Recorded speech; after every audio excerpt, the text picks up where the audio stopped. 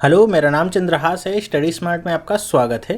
दोस्तों, इस वीडियो में हम देखेंगे इंग्लिश वोकेबलरी से पार्ट 12। तो अगर आपने पुराने पार्ट्स नहीं देखे हैं जो मैंने वोकेबलरी के दिए हुए हैं, तो यहाँ पे नीचे मैं लिंक दे रहा हूँ उस पूरी प्लेलिस्ट का, जिस पे क्लिक करके आप वो सारे वीडियोस देख सकते हैं। मोबाइल पे हैं आप तो यहाँ पे आपको कॉर्नर में लिंक मिलेगा, जिस पे क्लिक करके आप वो सारे वीडियोस देख सकते हैं। आपके एग्ज़ाम के हिसाब से बहुत ही इंपॉर्टेंट हैं। जैसा कि हम सब ने डिस्कस किया था, जब मैंने लाइव सेशन किया था, तो आप सब लोगों ने भी इस बात पे सहमति जताई थी कि मैं आपको अगर एक दिन में 10 या 15 शब्दों की एक वीडियो दूं तो आप लोगों के लिए बहुत ही बेनिफिशियल होगा।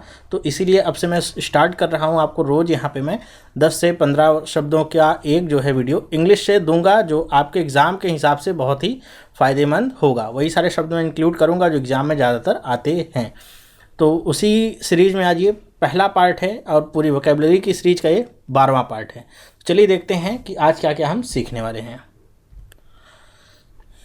पहली बात तो यहाँ पे आपको बता दूं कि जैसा आप सब लोग कहते थे, तो इस बार मैंने इंग्लिश के वोकेबलरी में पिक्चर्स को भी इंक्लूड किया है जहाँ पे ज़रूरत पड़ रही है। ठीक है, हर एक शब्द के लिए पिक्चर तो नहीं हो सकती है, जहाँ पे ज़रूरत पड़ रही है समझाने की, तो वहाँ पे मैंने कोशिश की है कि आपको एक पिक्चर के साथ भी समझाने का प्रयास मैं करूँ। तो अगर आपको ये पसंद आता है तो आप मुझे कमेंट करके बताइएगा ज़रूर कि आपको ये पसंद आया है। चलिए बात करते हैं। पहला शब्द क्या है? रिस्ट्रेन। रिस्ट्रेन का मतलब क्या होता है? Limit to within certain bounds. मतलब दूसरे शब्दों में कहें तो नियंत्रित करना या अवरोध उत्पन्न करना या किसी को रोकना, तो उसके लिए हम यूज़ करते हैं किसका? रेस्ट्रेन शब्द का यूज़ करते हैं। और यहाँ पे जो भी मैंने वर्ड्स लिए हैं इस वोकेबलरी के पार्ट में, वो सारे के सारे आपके द हिंदू पेपर के आर्टिकल से निकाले हुए वो सारे शब्द हैं जो उस आर्टिकल में मुझे मिले थे। तो सारे शब्द मैंने यहाँ पे शामिल किए हैं। यहाँ पे आपको एग्जाम्पल बता देते हैं। जैसे when he started fighting it took 4 police officer to restrain him. मतलब कि जब उसने फाइटिंग करना स्टार्ट कर दिया, लड़ाई स्टार्ट कर दी, तो 4 पुलिस अफसरों की ज़रूरत पड़ी उसको रोकने के लिए या नियंत्रित करने के लिए। जैसे यहाँ पे पिक्चर में भी दिखाया जा रहा है कि यहाँ पे कुछ मिलिट्री के पर्सनल्स हैं जो एक आदमी को या किसी विद्रोही को रोकने का प्रयास कर रहे हैं। तो ये क्या कर रहे हैं? इसको रेस्ट्रेन करने का प्रयास कर रहे हैं जिससे आगे ना बढ़ सके। आई होप आपको समझ में आया होगा। दूसरा शब्द लेते हैं। क्या लिखा हुआ है? एम्बार्ग। एम्बार्ग का मतलब क्या होता है? इसके दो मतलब होते हैं। पहला मतलब होता है कि go on board a ship और एयरक्राफ्ट। मतलब जो पानी वाले जहाज होते हैं, जो हवाई जहाज होते हैं, उन पे चढ़ना या कहीं जाने के लिए उन पे सवार होना, तो उसके लिए हम यूज़ करते हैं एम्बार्ग का। दूसरा इसका जो मतलब होता है, मतलब begin a course of action. मतलब किसी भी एक्शन की शुरुआत करना, किसी भी क्रिया की शुरुआत करना। और ये शुरुआत ऐसी होगी कि उसमें क्या खतरे हैं, क्या आपके साथ हो सकता है, ये सब सोचे समझे बिना जब आप किसी चीज़ की शुरुआत करते हैं तो उसे क्या कहा जाता है? एम्बार्क। जैसे यहाँ पे एग्जाम्पल मैंने दिया हुआ है। पहला एग्जाम्पल क्या है? ही एम्बार्क्ड फॉर इंडिया इन 1817। कि वो इंडिया के लिए कब रवाना हुए या कब चढ़े जहाज़ पे? तो 1817 में ऐसा हुआ। तो यहाँ पे एम्बार्क का मतलब क्या है? कि पानी वाले जहाज़ पे चढ़ना है, हवाई जहाज़ पे चढ़ना, कहीं भी जाने के लिए। दूसरा यहाँ पे एग्जाम्पल देखिए क्या लिखा है? She embarked on a new career. मतलब उसने एक नए करियर की शुरुआत की है। तो जो भी उसका करियर रहा होगा उसे छोड़ा होगा, और जो नया करियर उसने चुना होगा उसमें ये नहीं परवाह की है कि उसमें सक्सेसफुल होगी या नहीं होगी। उसने क्या किया? एम्बार्क किया है। यहाँ पे आपको चित्र में भी मैंने दिखाया। जैसे यहाँ पे देखिए लोग लाइन में लगे हुए हैं, जा रहे हैं, और ये आपका जहाज़ पानी वाला खड़ा हुआ है समुद्र के किनारे, जिसमें लोग सवार हो रहे हैं कहीं जाने के लिए। तो यहाँ पे इसका मतलब क्या है? एम्बार्क होना।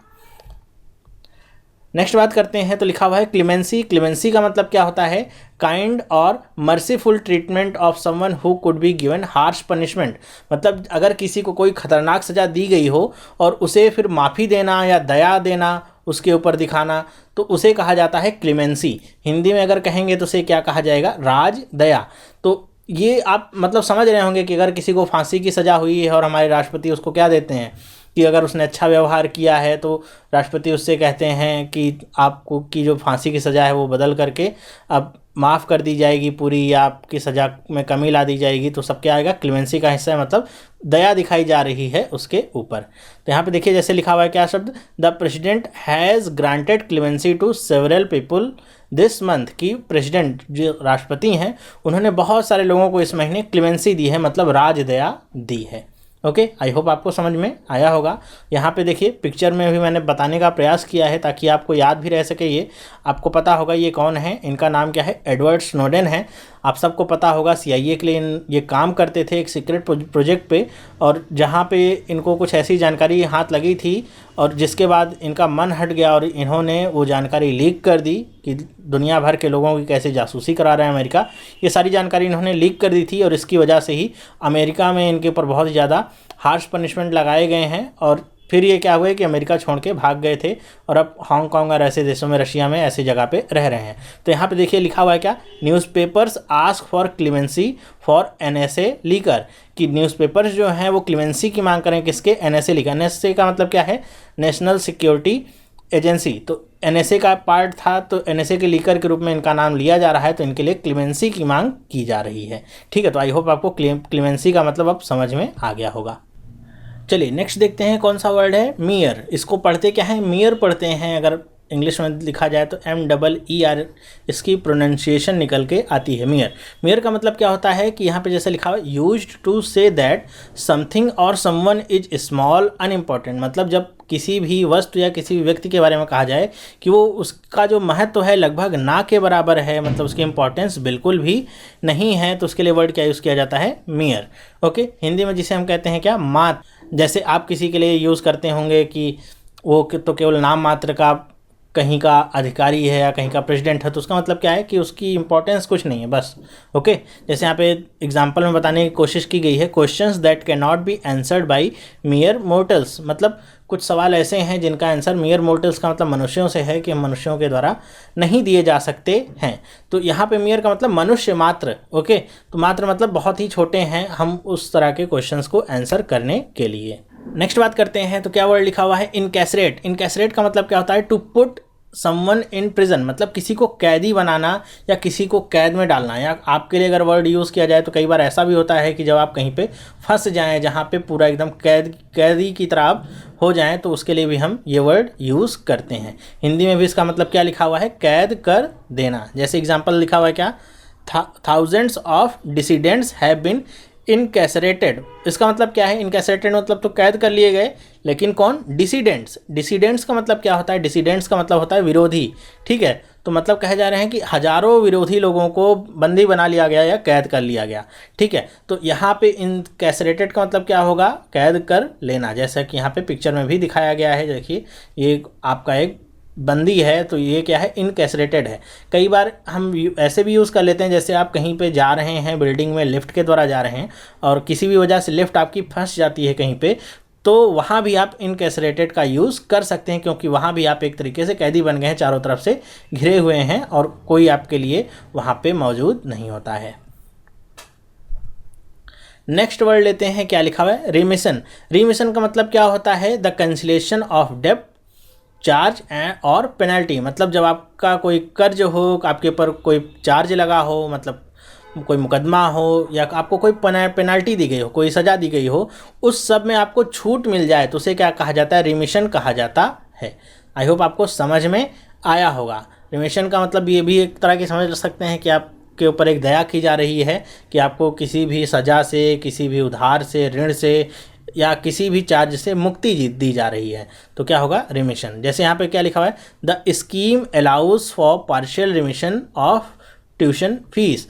मतलब ये स्कीम क्या अलाउ करती है कि जो भी ट्यूशन फीस है उसमें थोड़ी सी कटौती की जाए, मतलब थोड़ा सा छूट उसमें मिल सकती है। मान लीजिए आपकी ट्यूशन फीस है 1000 रुपीज़ है, तो इसमें थोड़ा सा पार्शियल रिमिशन आपको मिल सकता है, मान लीजिए 300 का मिल जाएगा, तो अब आपको केवल 700 रुपये ही देने हैं। तो रिमिशन अगर कहीं पर भी लिखा हुआ है तो इसका मतलब किससे आप निकालेंगे, छूट से निकालेंगे। ओके, जो दूसरा एग्जाम्पल पढ़ते हैं, क्या लिखा हुआ है, he was given remission for good behaviour. मतलब उसे क्या दिया गया, छूट दिया गया उसके गुड बिहेवियर के कारण। तो यहाँ पे इस रिमिशन का मतलब क्या है कि कोई मान लीजिए कैदी है या किसी को सज़ा मिली हुई है, वो सज़ा भुगत रहा है, तो अब उसकी सज़ा को समाप्त कर दिया गया है, क्योंकि उसने बहुत ही अच्छा व्यवहार दिखाया। आई होप आपको समझ में आ रहा होगा। यहाँ पे जो फोटो दी गई है, एक तरह से किसी भी आप व्यक्ति को सपोज कर सकते हैं जिसको किसी भी तरह की छूट मिली है, किसी भी सज़ा से, किसी पेनल्टी से, तो इसी तरह लोग उत्साहित होते हैं। मतलब एक समझ सकते हैं कि रिमिशन की स्टेट हो सकती है किसी भी पर्सन के लिए। अगला वर्ड देखते हैं क्या है, इंसाइट। इंसाइट को हिंदी में हम क्या कहते हैं, उत्तेजित करना। ओके, तो इंसाइट का मतलब क्या होता है, to cause someone to act in a angry, harmful or violent way. इसे आप कनेक्ट कर सकते हैं कहाँ से, जम्मू एंड कश्मीर से। वहाँ पे देखिए हमारे यहाँ जितने भी तरह के दंगे वगैरह होते हैं वो सारे आम जनता के लोग ही होते हैं, जिनको रोजी रोटी से ज़्यादा कुछ सोचने समझने की पड़ी नहीं होती है। लेकिन कुछ लोग हमारे समाज में ऐसे होते हैं जो उन्हें क्या करते हैं, इंसाइट करते हैं, मतलब बरगलाते हैं, उत्तेजित करते हैं, गलत सलत बातों में फंसा करके उन्हें उत्तेजित करके क्या करवाते हैं, उनसे गलत काम करवाते हैं, दंगे वगैरह करवाते हैं। तो अगर ऐसा कोई व्यक्ति कर रहा है किसी भी व्यक्ति के साथ, उसे उत्तेजित कर रहा है ताकि वो कुछ हार्मफुल करे, वायलेंट बिहेव करे, तो उसके लिए हम क्या वर्ड यूज़ करते हैं, इंसाइट। जैसे यहाँ पे क्या लिखा हुआ है, दे कॉन्स्पियर टू इंसाइट राइट्स, मतलब उन्होंने दंगा फैलाने के लिए, उत्तेजित करने के लिए षड्यंत्र किया। ओके, मतलब उन्होंने षड्यंत्र करके ही ये सारे दंगे फैलाए। तो यहाँ पे आप देख सकते हैं नीचे फोटो में भी कि यहाँ पे आपका पुलिस का पर्सन है, वैसे तो ये इंग्लैंड की पुलिस है। तो यहाँ पे देख सकते हैं कि यहाँ पे इतने सारे लोग इकट्ठा हुए हैं, तो मतलब इनको इंसाइट किया गया है। अब ये किसी भी मुद्दे पे हो सकते हैं, सही बात को लेकर भी हो सकता है, गलत बात को लेकर भी हो सकता है, उसमें नहीं पड़ना है। मतलब एक तरीके से लोगों को इंसाइट किया गया है जब ये लोग अब सड़क पर उतर आए हैं और सरकार के खिलाफ या जिसके खिलाफ भी ये प्रदर्शन करना चाहते हैं, विरोध करना चाहते हैं, जता रहे हैं, उनको ये रोका जा रहा है। तो ये अब रोका जा रहा है इनको, तो रोका जा रहा है। तो हमने जो सबसे पहले वर्ड पढ़ा था कि अगर किसी भी पर्सन को नियंत्रित किया जाए या उसे रोका जाए तो उसे हम क्या पढ़ते हैं, ये इसे क्या कर रहा है पुलिस वाला, रिस्ट्रेन कर रहा है, मतलब रोक रहा है। और ये लोग क्या कर रहे हैं, इंसाइट हो गए हैं और ये आगे सब लोगों के साथ मिलकर के दंगा फैलाने या किसी भी तरह का विरोध कर रहे हैं।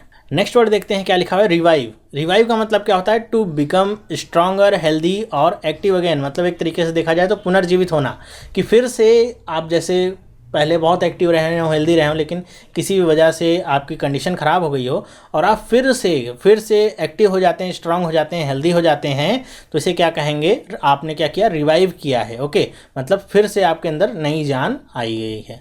तो इसको कई बार होता है कि जान फूंकना कहते हैं, नई जान फूंकना जो हिंदी में वर्ड यूज़ करते हैं, तो उसका इंग्लिश में मतलब क्या होता है, रिवाइव।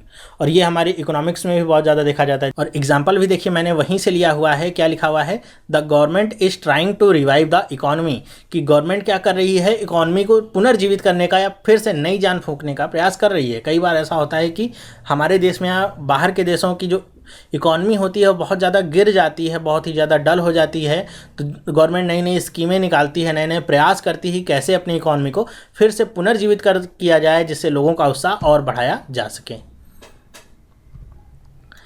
फिर देखिए नेक्स्ट वर्ड क्या है, नेक्स्ट वर्ड का मतलब क्या है, इंड्यूसमेंट। इंड्यूसमेंट का मतलब क्या होता है, a thing that persuades or leads someone to do something. मतलब इंड्यूस करना, मतलब किसी भी व्यक्ति के लिए प्रेरणा का कारण बनना, कि जब आप किसी भी व्यक्ति को किसी काम के लिए कहते हैं कि आपको ये करना है, और सिर्फ कहते ही नहीं हैं, लीड ही नहीं करते हैं, बल्कि उसके लिए रीजन भी बनते हैं कि अगर आप ऐसा काम करेंगे तो ये होगा या कुछ आपके फ़ायदे की बात होगी। तो जब आप किसी को प्रेरणा देते हैं तो क्या होता है, इंड्यूसमेंट होता है। जैसे यहाँ पे क्या लिखा हुआ है, employees were offered a bonus as an inducement to finish the project on schedule, कि जितने भी एम्प्लॉयज़ हैं उनको क्या दिया, ऑफ़र किया गया बोनस। क्यों ऑफ़र किया गया, ताकि वो जो शेड्यूल पे काम पूरा करना है, उनको प्रोजेक्ट पूरा करना है, वो एकदम टाइम पे ही ख़त्म हो सके। तो ये जो बोनस है ये एक तरीके से एम्प्लॉयज़ के लिए क्या है, इंड्यूसमेंट है, मतलब प्रेरणा है कि अगर वो सही समय पे काम करेंगे तो उनको बोनस मिलेगा। तो जिसको जिसको भी बोनस चाहिए होगा वो सब सही समय पर ही काम करेंगे।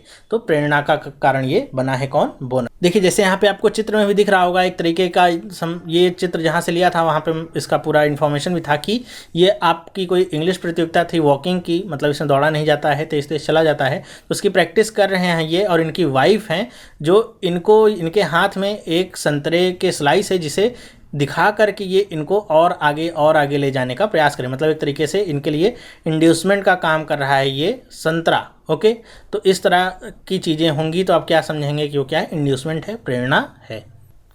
चलिए नेक्स्ट वर्ड देखते हैं क्या लिखा हुआ है, एर्गोनॉमिकली। एर्गोनॉमिकली कहाँ से बना हुआ है आपका शब्द, तो ये बना हुआ है एर्गोनॉमिक्स से, ये शब्द बना हुआ है। और एर्गोनॉमिक्स क्या है, ये यहाँ पे बताया गया है कि a science that deals with designing and arranging things so that people can use them easily and safely. मतलब ये एक तरह का विज्ञान है जिसमें ये कोशिश की जाती है किसी भी वस्तु की जो डिज़ाइन है या जो भी अरेंजमेंट है उसकी, वो इस तरीके से की जाए कि जो भी उसका यूजर होगा वो उसे आसानी से और सुरक्षित तरीके से यूज कर सके। तो आई होप आपको समझ में आ रहा होगा। हिंदी में कहते हैं इसे श्रम दक्षता शास्त्र। तो हिंदी थोड़ा कठिन हो गई है यहाँ पे। एग्जाम्पल के तौर पे अगर आपको बताना चाहूँ तो क्या बता सकते हैं, जैसे आपके पास मोबाइल फ़ोन्स होते हैं तो पहले मोबाइल फ़ोन्स देखेंगे तो आपके कुछ स्क्वायर शेप में होते थे, मतलब इनके एजेस बहुत ही शार्प होते थे। तो अगर आप इनको हाथ में पकड़ते थे तो आपके हाथ में चुभते थे ये, ओके। लेकिन आजकल जो मोबाइल्स बन रहे हैं उनके जो एजेस होते हैं कैसे होते हैं, वो ऐसे राउंडेड होते हैं, ठीक है। ये शार्प नहीं रह गए, राउंड में बन गए हैं। तो अब आप कितनी भी देर अपने हाथ में मोबाइल पकड़े रहेंगे तो ये आपको चुभेंगे नहीं। तो ये कैसे हुआ है, ये एर्गोनॉमिक्स ही है कि ये आपका जो शेप है चेंज होकर के राउंड में आ गया है। तो ये एर्गोनॉमिक्स का ही नतीजा है जो ये ऐसा हुआ है। या जैसे यहाँ पे चित्र में बताने की कोशिश की गई है कि अगर आप कंप्यूटर पे काम करते हैं तो हर एक चीज़ कैसे व्यवस्थित होगी ताकि आप सही तरीके से काम कर सकते हैं।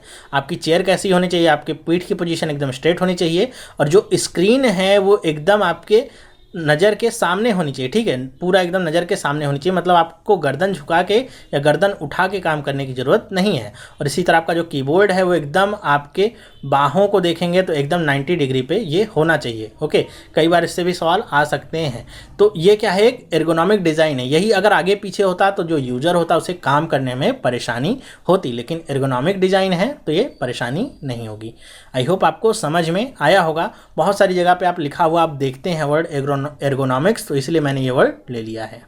तो इस वीडियो में बस इतना ही। मैंने आपके लिए वीडियो लाया था, 10 वर्ड आपके लिए मैंने यहाँ पे छांटे थे, इंपॉर्टेंट वर्ड थे। तो आपको ये कैसा लगा मुझे कमेंट करके आप बताइएगा कि आपको पसंद आया कि नहीं आया। पसंद आया है तो लाइक और शेयर करना बिल्कुल भी ना भूलें। और अभी तक इस चैनल को आपने सब्सक्राइब नहीं किया है तो आज ही इसे सब्सक्राइब करिए, जिससे इस तरह की जो वीडियोज़ हैं जो अब मैं रोज़ आपको दे रहा हूँ आपको भी फ़ायदा मिल सके और आप भी इन सारे शब्दों से परिचित हो सकें, जिससे आपके जो एग्ज़ाम्स हैं उसमें जाकर आप कभी भी ये मत सोचें कि इसका मतलब क्या होता है। तो आई होप आपको ये वीडियो पसंद आया होगा। तो ये वीडियो देखने के लिए आपका बहुत बहुत धन्यवाद। अब हम मिलेंगे नेक्स्ट पार्ट में, तब तक के लिए have a nice day and bye.